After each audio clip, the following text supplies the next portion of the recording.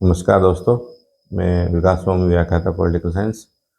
आज हम इस वीडियो में चर्चा करेंगे आरपीएससी फर्स्ट ग्रेड के लिए स्मार्ट स्टडी से हम किस प्रकार अच्छा सिलेक्शन ले सकते हैं और वो बातें जो हमें इस भर्ती के लिए मुख्य रूप से याद रखनी है तैयारी करते समय, और कुछ बातें हमें को विशेष ध्यान रखना है और कुछ बातों को अवॉइड करना है।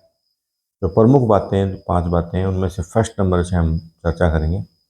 सबसे पहले हम इस भर्ती की तैयारी करते हैं आरपीएससी फर्स्ट ग्रेड के लिए, व्याख्याता भर्ती के लिए। तो फर्स्ट पेपर में हिस्ट्री को ही, जो जनरल कैंडिडेट है, जो ज़्यादातर कैंडिडेट वो फर्स्ट पेपर में हिस्ट्री वाले जो पार्ट है उसी को ही फर्स्ट पेपर समझ रहे हैं, और उसके शुरुआत से लेकर लास्ट तक उसी के पीछे पड़े रहते हैं। दूसरे जो टॉपिक्स हैं उनको बहुत ही कम ध्यान देते हैं। मुख्य रूप से मैं बात करता हूँ इसमें इंग्लिश और साइंस की। जब फर्स्ट पेपर में हिस्ट्री के करीब हमें पता है 15 के करीब क्वेश्चन आते हैं, और साइंस और इंग्लिश मिला के भी करीब 10 से 11 के करीब क्वेश्चन आ रहे हैं, और जबकि हम हिस्ट्री को इतना ज़्यादा पढ़ रहे हैं और उसको बिल्कुल भी ध्यान नहीं दे पा रहे हैं। आर्ट्स बैकग्राउंड के स्टूडेंट्स को, जो इंग्लिश में के नहीं है तो उनको कुछ समस्याएं आती हैं, लेकिन जब हम इसका सिलेबस देखिए और पुराने ओल्ड पेपर्स देखिए, अभी हाल ही में संस्कृत विभाग की जो भर्ती हुई इसमें देखिए, और दूसरे क्वेश्चन देखिए जो 2022 की भर्ती थी उसमें भी देखिए, बहुत ही बेसिक क्वेश्चन आ रहे हैं इंग्लिश के। जिसने भी थोड़ी बहुत क्वेश्चन की तैयारी की है तो उसमें 6 क्वेश्चन के 6 थे, कई पेपरों में 5 भी क्वेश्चन थे ग्रुप में। उसमें से 4 के करीब क्वेश्चन तो इतने ईजी थे कि कोई भी बेसिक जिसने थोड़े दिन भी तैयारी की है तो अच्छी तरह से स्कोर कर पा रहा था लेकिन जिसने बिल्कुल भी तैयारी नहीं की उन्होंने अटेम्प्ट नहीं किया। आप देखेंगे इसके सिलेबस में टेंस है, साधारण रूप से सेंटेंस दे रहे हैं। ये कौन सा टेंस के सेंटेंस है, ये question helping verb, main verb हम ध्यान रखनी पड़ रही है, और correct form of the verbs बहुत ही ईजी है, जो थोड़ा बहुत ध्यान दे रहे हो। एक्टिव और पैसिव वॉइस बहुत ही ईजी तरीके से पूछा है, और डायरेक्ट इनडायरेक्ट पूछा है बहुत ईजी तरीके से। जो हम देखते हैं दूसरा, जो पूरा सिलेबस देख लें इंग्लिश का, तो हम देखते हैं कि बहुत ही ईजी क्वेश्चन है, और जो कैंडिडेट बिल्कुल भी दिन नहीं तैयारी कर रहे हैं वो उसमें पीछे रह जाते हैं। तो दोस्तों, इसमें आपको इंग्लिश पे विशेष ध्यान देना है। 9th-10th की जो इंग्लिश की ग्रामर है अभी से पढ़ाई करो, जिससे कि आपको 5-6 में से 4 या 5 क्वेश्चन आराम से इजीली आपके सही हो जाएंगे। फिर साइंस साइंस को बिल्कुल छोड़ देते हैं आज आर्ट्स बैकग्राउंड के जो कैंडिडेट है। साइंस में देखिए आप 8th, 9th और 10th की जो बुक चल रही है अभी स्कूल्स में, एनसीईआरटी चल रही है अभी, उनमें से सारे क्वेश्चन पढ़ रहे हैं। ओल्ड की आरबीएससी की जो ओल्ड बुक्स हैं जिसको मिल जाए वो ठीक है, बाकी एनसीईआरटी में से सारे क्वेश्चन साइंस के आराम से आ रहे हैं आपको। आप उसको बिल्कुल भी 2, 4, 5 दिन भी नहीं देते हो। अब से हमें एक नंबर पॉइंट तो ये ध्यान रखना है, इंग्लिश और साइंस को बिल्कुल भी उसका वेटेज के अनुसार टाइम देना है। हिस्ट्री ही केवल 15 नंबर जो है वही केवल फर्स्ट पेपर नहीं है, जो माइनर सब्जेक्ट है वो भी है। 2 नंबर पॉइंट पे मैं आपके लेके आऊँगा मैथ और रीजनिंग के लिए। मैथ और रीजनिंग में आर्ट्स बैकग्राउंड के स्टूडेंट बिल्कुल भी अवॉइड कर रहे हैं कि इनको नहीं करेंगे, ये मानसिकता रहेगी बस इसको नहीं करेंगे।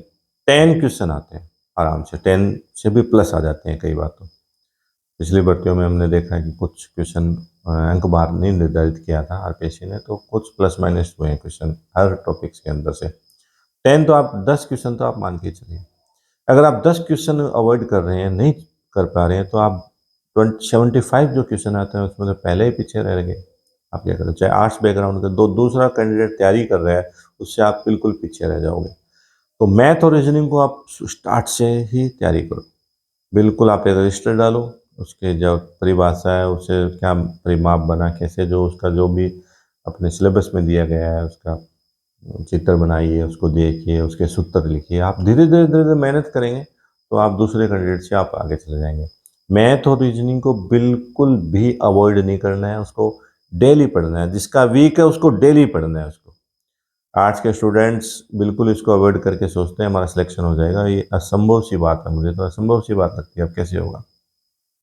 तो 2 नंबर पॉइंट है, मैथ और रीजनिंग को आप बिल्कुल नहीं छोड़ेंगे, इसके बिना सिलेक्शन नहीं होगा, ये मान के चलिए। आप आर्ट्स बैकग्राउंड के तो भी आप उसको मेहनत करेंगे, और आप उसमें अगर अच्छा स्कोर, थोड़ा बहुत भी स्कोर कर लेते हैं तो आपका सिलेक्शन होगा।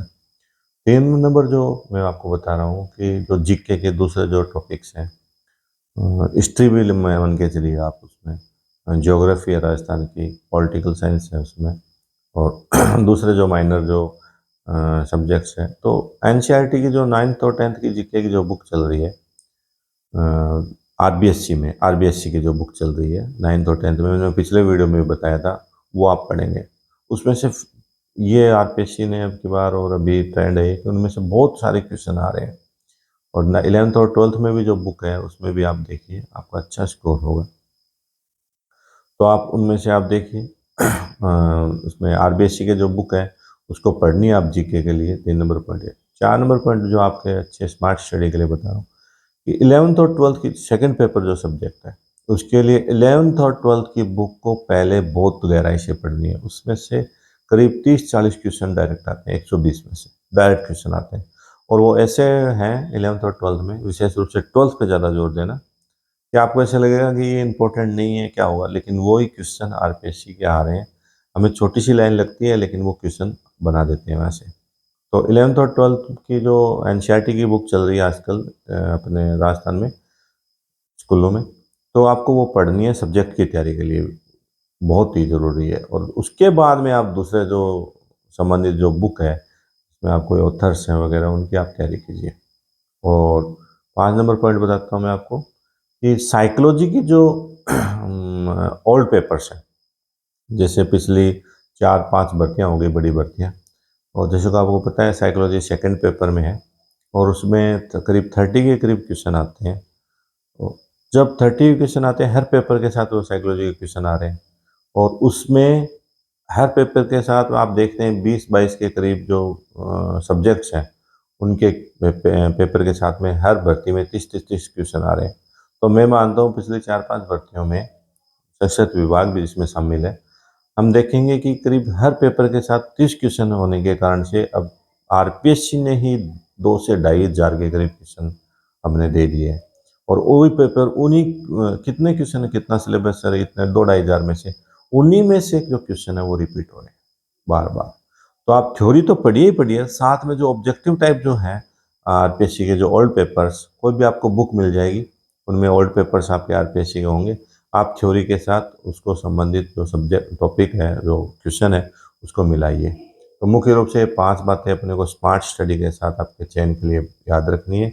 इनको बिल्कुल भी अवॉइड नहीं करना, आपका सिलेक्शन लेना है तो। और एक बार बार याद रखने वाली जो बात है कि हमें याद नहीं रहता है कि हमें, तो उसके लिए कोई भी किसी को भी एक बार पढ़ने से हमें खुद को याद नहीं रहता है। बहुत बार हमें कोई आदमी मिलता है, 1-2 बार हम मिलते हैं तो उसका नाम याद रहता है, और वो 5-6 महीने बाद नहीं मिलता तो उसका नाम भी भूल जाते हैं। सबके साथ ये प्रॉब्लम है। तो हमने एक लाइन पढ़ी, एक टॉपिक पढ़ा, उसको 4 महीने बाद में दोबारा पढ़ेंगे तो कैसे याद होगा। तो आप एक टॉपिक पढ़ते हो, उसको 3-4 दिन बाद में दोबारा देखिए उसको, उसी टॉपिक को, ये बहुत ज़रूरी है। और 10वें 11वें दिन दोबारा देखिए उस चीज़ को, और 28वें 30वें दिन दोबारा देखिए। अगर आपने इस तरीके से किया तो वो आपके जो अगला 1 महीना है उसको आराम से आपको याद रहेगा। अगर आपने ये नहीं किया और पढ़ते गए और आगे बढ़ते गए, तो एग्ज़ाम वाले दिन कुछ भी याद नहीं रहेगा आपके, जो आपने 1 महीने, 2 महीने, 3 महीने पहले अभी से जो पढ़ रहे हैं वो। तो जो भी टॉपिक आता है उसको बार-बार उसको जब भी टाइम मिले पढ़ना है, 1 महीने को। फिर उसके बाद में आप उसको रिवीज़न कीजिए, आपको बिल्कुल याद रहेगा आपको। एग्ज़ाम वाले दिन आपको बिल्कुल वो, जब आप एग्ज़ाम से पहले दोबारा उसका रिवीज़न करोगे तो आप कहोगे आपको 4-5 बार पहले पढ़ा हुआ है, 6-7 बार और पढ़ लोगे आप उसको, तो बिल्कुल आपको एग्ज़ाम हॉल में आपके साथ माइंड के साथ हो जाएगा। इन बातों के द्वारा हम एक स्मार्ट स्टडी से अच्छा स्कोर ले सकते हैं और अच्छा सिलेक्शन ले सकते हैं हमारे अच्छा रैंक से के द्वारा। धन्यवाद दोस्तों।